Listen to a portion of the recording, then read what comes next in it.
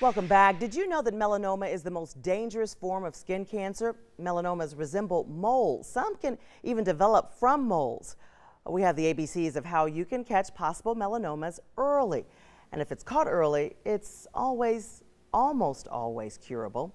Joining me now to talk a little bit about the disease, Interim Chief Medical Officer of the American Cancer Society, Dr. Lynn Lichtenfeld. Dr. Lynn, thanks so much for joining us. Glad to be here. We really appreciate you because, you know, people are learning most skin cancers are caused by overexposure to the sun.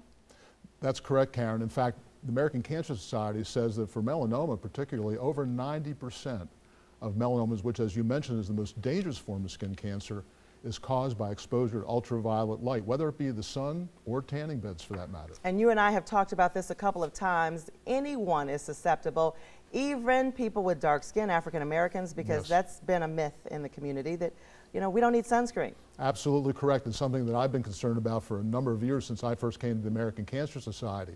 We don't talk about it and people don't know about it, and yet people of color get skin cancer. They get all kinds of skin cancers. And the fact is that not only the folks, but also, you know, the docs, right, and the clinicians don't pay attention to it. So unfortunately, when somebody of color presents with an abnormal skin lesion, it's usually more advanced when somebody says, maybe we really should take a look at that. So it's a very important lesson point for everyone to be aware of. I love that you told me, though, there has been a change in the number, the diagnosis, the people who are dying from skin cancer. That's correct on two counts. Number one, what we've recently recognized, what was from 2012 to 2016, every year among African Americans in the United States, the rate of death from melanoma has declined 9% every year for 5 years, and probably that has continued. In whites, it's about a little close to 5% a year, but still, when you talk about melanoma 10 years ago being almost uniformly fatal when it spread to other parts of the body, now we're actually having people survive and live and frequently thrive even with that disease. Still too many people die from it, let's be clear. Yeah. But we've made incredible progress over the last 9 or 10 years. Well, we're hoping to make some more. Let's go with the ABCDs of how to recognize melanomas. Let's look at some of these. What do we see here? Asymmetry. Asymmetry is sort of a big word, but what it fundamentally means when you look at that particular lesion that's on the screen, it's irregular around the edges. It's not, you know, most moles are yeah, we can show some too, and they're usually round, they're regular. That one was irregular, it looked different. It just wasn't the same on both sides. That's an important thing to note. Okay, and the border, that's the B. That's correct. The B is border, and the border, as I mentioned, is irregular. So that's a signal that that may be a lesion that's abnormal. Now, having said that, you can still get melanoma with a very round, regular border. So if you've seen a change, you get it checked. All right, C is the color of the mole. Color, and you know, moles are generally brown, right? But melanoma can be brown, but it can also be various shades of blue, you know, red, purple, whatever.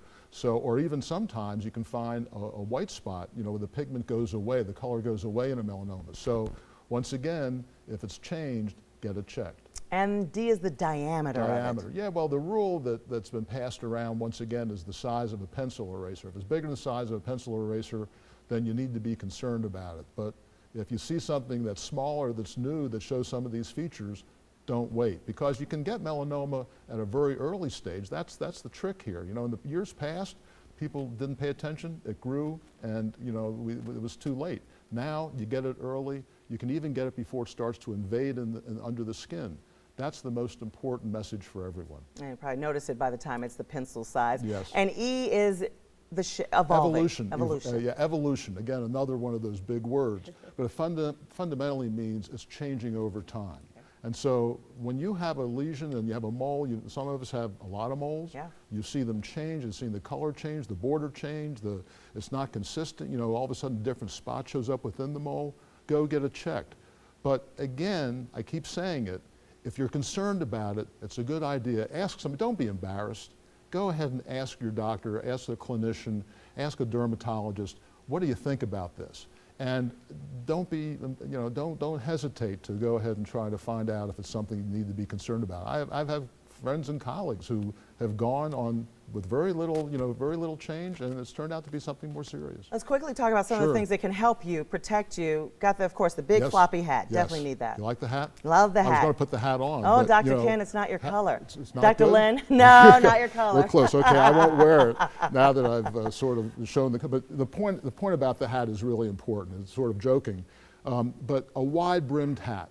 And men have wide-brimmed hats, maybe not quite like this. Right. My wife has a whole collection of wide-brimmed hats, but a baseball hat doesn't do it. Right. Ears, back of the neck, you have to be concerned. So wide-brimmed hats, maybe not one's quite as pretty as this, but nonetheless something that gets the job done. And let's really talk about the sunscreens, what you need, what you should be looking for. We got 30 seconds. Okay, real quick, sunscreens are important. They're not the primary thing. Trying to avoid the sun between 10 and 4 p.m., wearing long sleeve shirts, wearing wide-brimmed hats, glasses, that's what's important. Sunscreens are something else to help prevent getting sunburns and help prevent getting skin cancer. Read the labels. We say SPF 30 or greater. Reapply it often. You're out in the sun, you sweat, wet, whatever. Make sure you use it regularly. Read the labels and know what you're using. But SPF broad spectrum, 30 or greater, that's the key. Dr. Lynn Lechtenfeld, we love you. Thank you so much. Karen, it's a pleasure as always. All right, and as we continue to focus on your health, there are both inflammatory bowel diseases, but do you know the difference between colitis and Crohn's disease? Well, we're going to break that down for you when we come back.